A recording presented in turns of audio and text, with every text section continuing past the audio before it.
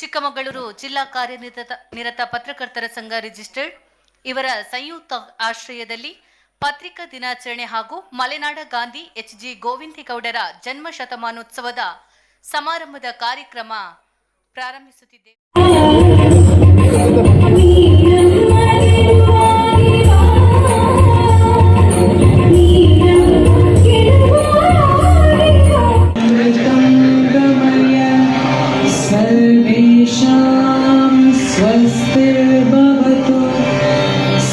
ದೀಪ ಬೆಳಗಿಸುವುದು ಅಂಧಕಾರವನ್ನು ಹೋಗಲಾಡಿಸಿ ಸುತ್ತಲೂ ಬೆಳಕನ್ನು ನೀಡುವ ದೀಪ ಎಲ್ಲರ ಜೀವನದಲ್ಲೂ ಸಹ ಜ್ಞಾನ ಬೆಳಕನ್ನು ನೀಡಲಿ.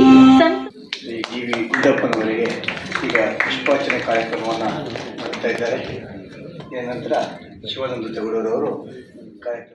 ಕೊಪ್ಪ ಪಟ್ಟಣದಲ್ಲಿ ಕರ್ನಾಟಕ ಕಾರ್ಯನಿರತ ಪತ್ರಕರ್ತರ ಸಂಘ ಕೊಪ್ಪ ತಾಲೂಕು ಘಟಕದ ವತಿಯಿಂದ ಪತ್ರಿಕಾ ದಿನಾಚರಣೆ ಹಾಗೂ ಹಿರಿಯ ರಾಜಕಾರಣಿ ಜನನಾಯಕ ದಿವಂಗತ ಎಚ್.ಜಿ. ಗೋವಿಂದಗೌಡ ಅವರ ಶತಮಾನೋತ್ಸವದ ಸವಿನೆನಪು ಕಾರ್ಯಕ್ರಮ ಅತ್ಯಂತ ಅರ್ಥಪೂರ್ಣವಾಗಿ ನಡೆಯಿತು.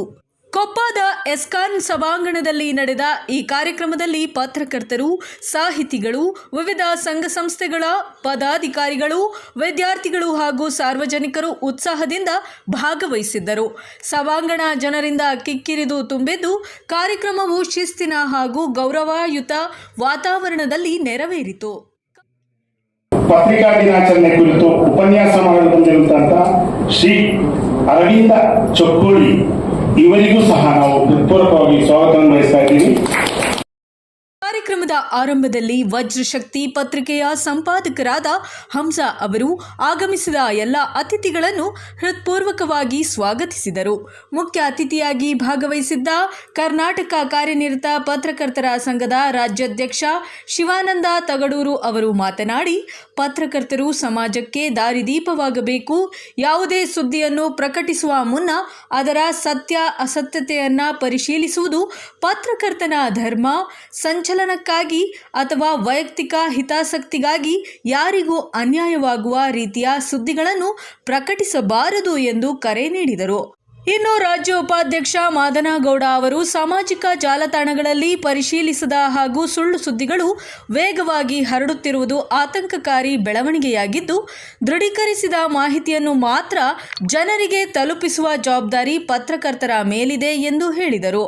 ಇನ್ನು ಕೊಪ್ಪ ಕಾರ್ಯನಿರತ ಪತ್ರಕರ್ತರ ಸಂಘದ ಕಾನೂನು ಸಲಹೆಗಾರ ಸುಧೀರ್ ಕುಮಾರ್ ಮುರೊಳ್ಳಿ ಅವರು ದಿವಂಗತ ಎಚ್.ಜಿ. ಗೋವಿಂದಗೌಡ ಅವರ ಜನಪರ ಸೇವೆ, ಸತ್ಯ, ನಿಷ್ಠೆ ಹಾಗೂ ಪ್ರಾಮಾಣಿಕತೆಯನ್ನು ಸ್ಮರಿಸಿ ಅವರ ಆದರ್ಶಗಳು ಇಂದಿನ ರಾಜಕಾರಣಿಗಳಿಗೆ ಮಾರ್ಗದರ್ಶಿಯಾಗಬೇಕು ಎಂದು ಅಭಿಪ್ರಾಯಪಟ್ಟರು.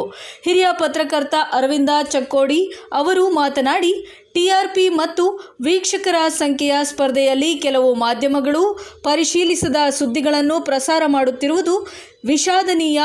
ನೈಜ ಹಾಗೂ ಪರಿಶೀಲಿತ ಸುದ್ದಿಗಳೇ ಪತ್ರಿಕೋದ್ಯಮದ ನಿಜವಾದ ಶಕ್ತಿ ಎಂದು ಹೇಳಿದರು.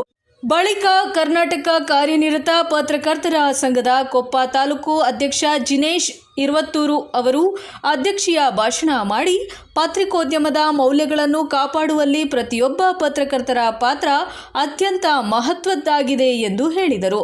ಈ ಸಂದರ್ಭದಲ್ಲಿ ಚಿಕ್ಕಮಗಳೂರು ಜಿಲ್ಲಾ ಅಧ್ಯಕ್ಷ ಆನಂದ್, ಅನಿಲ್, ಎಚ್.ಜಿ. ಗೋವಿಂದಗೌಡ ಅವರ ಪುತ್ರ ಎಚ್.ಜಿ.